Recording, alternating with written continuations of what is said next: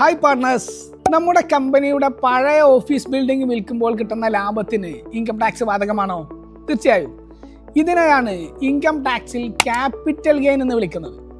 ഇന്നത്തെ സൊല്യൂഷൻ അതാണ്. ഒരു ക്യാപിറ്റൽ അസറ്റ് വിൽക്കുമ്പോൾ ഉണ്ടാകുന്ന ലാഭമാണ് ക്യാപിറ്റൽ ഗെയിൻ എന്ന് പറയുന്നത്.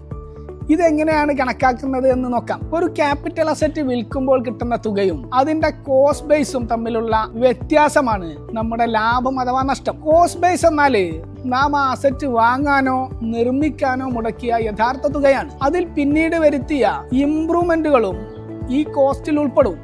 ഉദാഹരണത്തിന്, നിങ്ങൾ 5 ലക്ഷം റിയാലിന് വാങ്ങിയ ഒരു ഓഫീസ് പിന്നീട് 8 ലക്ഷം റിയാലിന് വിറ്റാൽ ആ കിട്ടിയ 3 ലക്ഷം റിയാൽ ലാഭം നിങ്ങളുടെ ടാക്സബിൾ ഇൻകത്തിൽ ചേർക്കേണ്ടി വരും. എന്നാൽ എല്ലാ ലാഭത്തിനും ടാക്സ് ഇല്ല.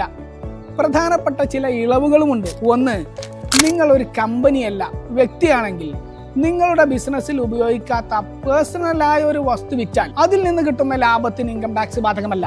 ഉദാഹരണത്തിന്, നിങ്ങളുടെ സ്വന്തം വീടോ പേഴ്സണലായ കാറോ വിൽക്കുന്നത്. രണ്ടാമത്തെ ഇളവ്, സൗദി സ്റ്റോക്ക് മാർക്കറ്റിൽ ട്രേഡ് ചെയ്യുന്ന ഷെയറുകൾ വിൽക്കുമ്പോൾ കിട്ടുന്ന ലാഭവും ചില നിബന്ധനകൾക്ക് വിധേയമായി ഇൻകം ടാക്സിൽ നിന്ന് ഒഴിവാക്കിയിട്ടുണ്ട്. അസറ്റ് വിൽക്കുമ്പോഴുള്ള ലാഭത്തിന് ടാക്സ് ഉണ്ട് എന്ന് ചുരുക്കം. എന്നാൽ നിയമപരമായി നികുതി ഒഴിവാക്കപ്പെട്ട വരുമാനങ്ങൾ എന്തൊക്കെയാണ്? അക്കാര്യം അടുത്ത വീഡിയോയിൽ ചർച്ച ചെയ്യാം. Hope to see again.